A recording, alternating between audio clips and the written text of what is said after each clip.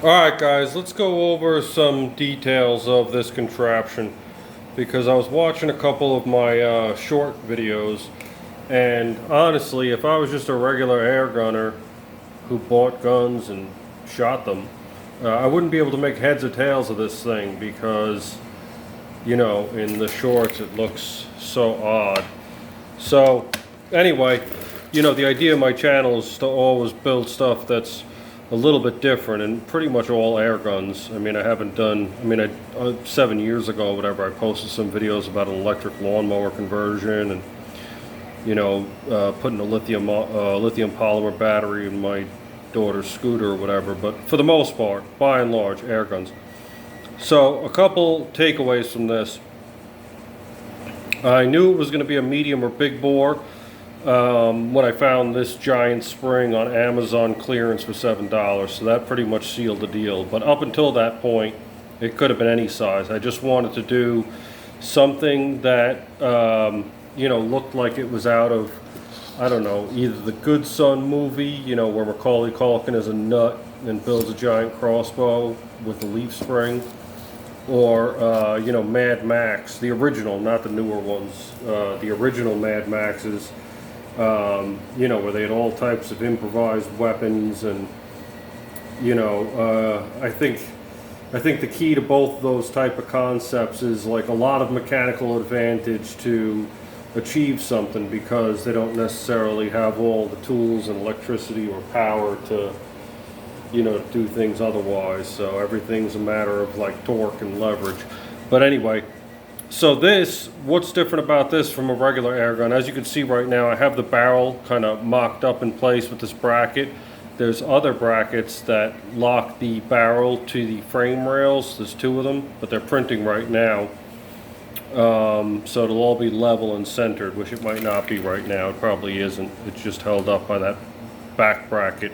And the sole purpose of this back bracket is actually because whenever you fire a round, be it a 22 or 50 cal or whatever, you know, the force exerted on the round is identical to the force exerted on the other parts. So the upward pressure from this transfer port, which if we can get down here, maybe we can get a look. There's the transfer port right there. So the upward pressure on that barrel, you know, if we do some quick math and we say it's going to fire at 3,000 psi, so the force on the half-inch, you know, ball would be, I don't know, 400 pounds or 500 pounds of force. Well, that same amount of force is trying to rip this off and, you know, whack me in the face. So it's going to take some bracing along the whole length, and especially back here, to make sure that never happens. Right now, I'm just muzzle loading it. I haven't done a test fire, haven't done chronograph. I just got started because I've been working on, oh shoot, my whole table. I forgot the weight of this thing. But I've been working on the trigger enclosure, which isn't done yet, but it generally kind of makes sense and works. And then, what else am I working on? So between, like right now I'm waiting on lock nuts that are M5.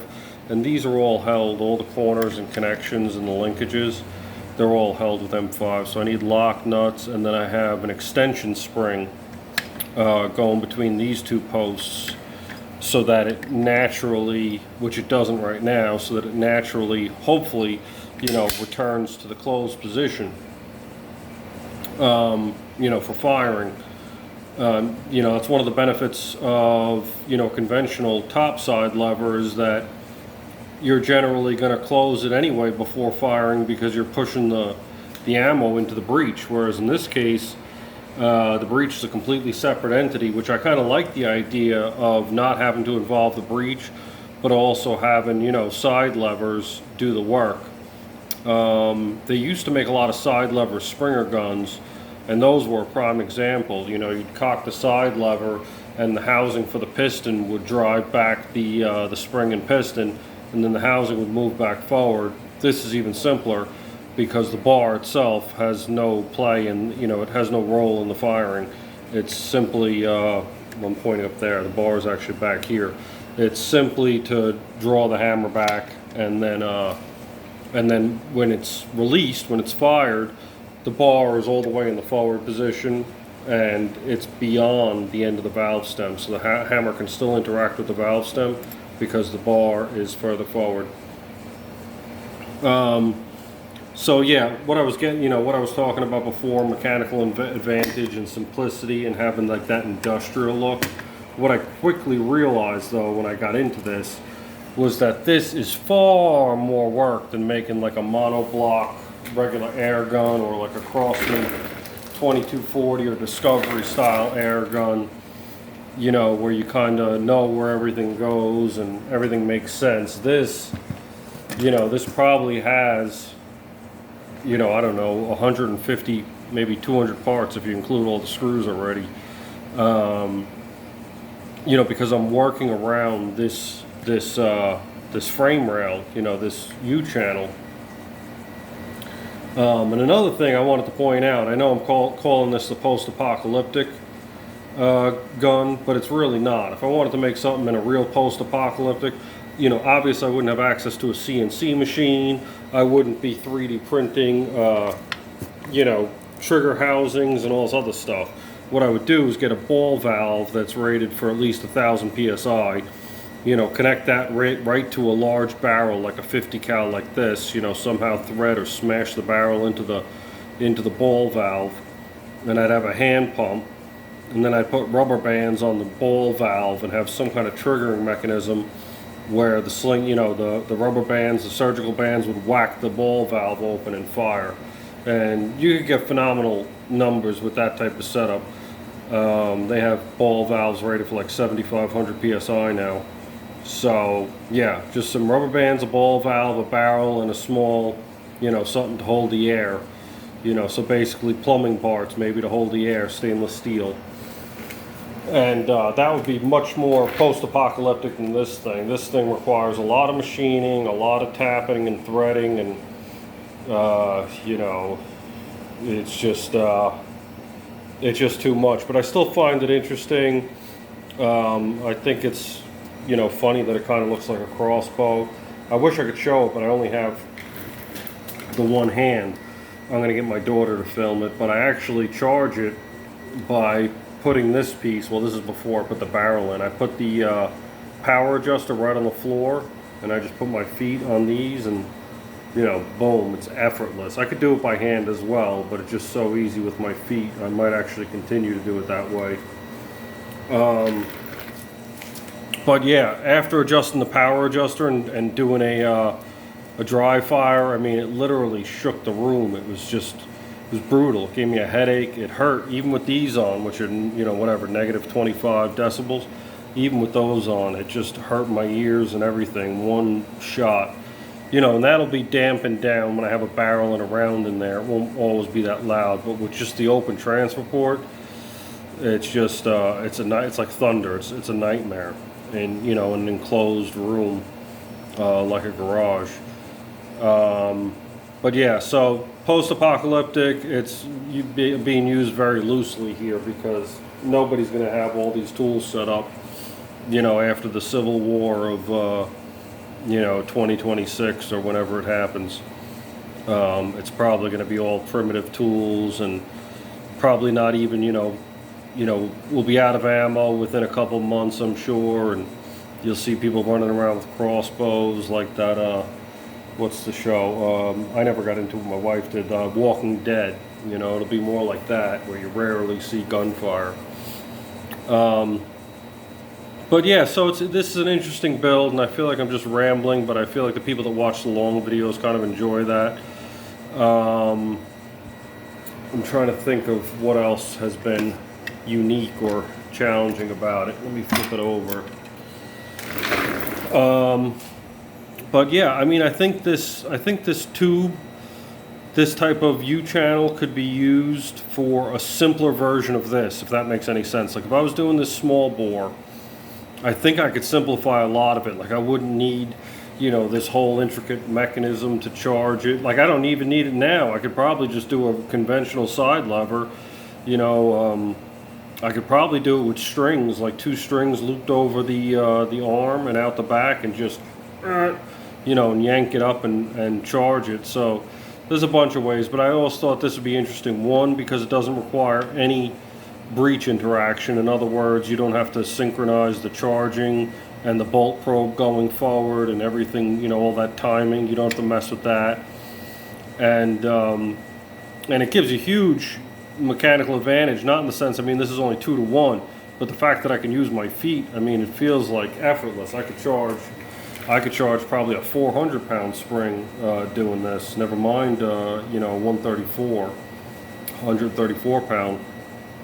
But yeah, I'm waiting to see. Those springs are coming today, those extension springs, and I'll probably do a set over here and then maybe a set down here that just pulls back, so you'd have a compounding effect when that's as far as it goes before it's under spring tension. But this would naturally want to come back, and then on top of that, this would be pulling back that way. But so far so good. The trigger enclosure has been a bit of a pain in the ass. I had to design it and redesign it a couple of times, and once I get those brackets installed up here, it'll be time for chronograph. I got to figure out, I don't know, like a forward hand grip or something else where I can, I don't know, there's no place to grab it, is what I'm trying to say actually, is that when I grab it here, I get like screws in my hand, even though these are machine screws, or I get, sharp edges or whatever. So I need to, like some kind of forward hand grip, and that would help me set it up in the vise for chronograph and, whatever else I get into, or just working on it. I've been looking to, keep it assembled, and let's say I need to put a drill hole here. I don't want to take off the entire charging mechanism just to clamp this in the vise, just to drill one hole here. So it's kind of been a pain in the ass in that sense too. And then the breech. So you see the breech is installed, and there's no way to load it. And so far it's been, I've muzzle loaded it initially because I just wanted to see if it would actually go back and sit right on top of the transfer port, which it does, so I don't want to mess with it yet. But what I'm thinking is at the back, I'll have some kind of lug, like one of those single locking lugs, so I'll have an internal groove in the back of the breech. Pop the lug in, turn it down, and it'll be locked in place. Pop it out, boom, load another round, and lock it back down. I've seen some firearms loaded like that, especially bigger calibers. So that might work out. But for now, the muzzle loading's easy, and it makes sense, and it literally gets the round right up against that transfer port, which is .342, and this is 50 cal, if I haven't mentioned that. So we should see, even with the 12-inch barrel that's installed right now, we should see some pretty serious numbers. And I have a 23-inch barrel, which would be, phenomenal numbers.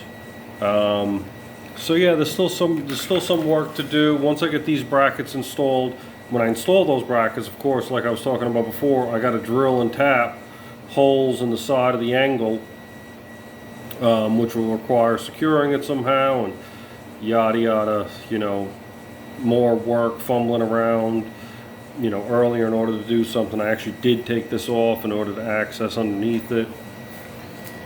So yeah, it's it's an interesting, fun design. The trigger, if I take the cover off, which I don't think I can right now, no, I have the screw in there. But if I take the cover off, it's such an amalgamation of scraps, it's crazy. But it's got a lot of leverage. You can actually see this while I'm pulling that. That's going up and down. That's your sear, and that's your trigger. And there's a lot going on in there. There's 3 different plates right there in camera view. But it's reliable so far. So we'll see how that goes. And then I'm going to need some type of grip behind the trigger, which will probably mount right off this tank because I don't have anywhere else to mount it to. And then I'll need some kind of butt plate back here. So yeah, it's a lot of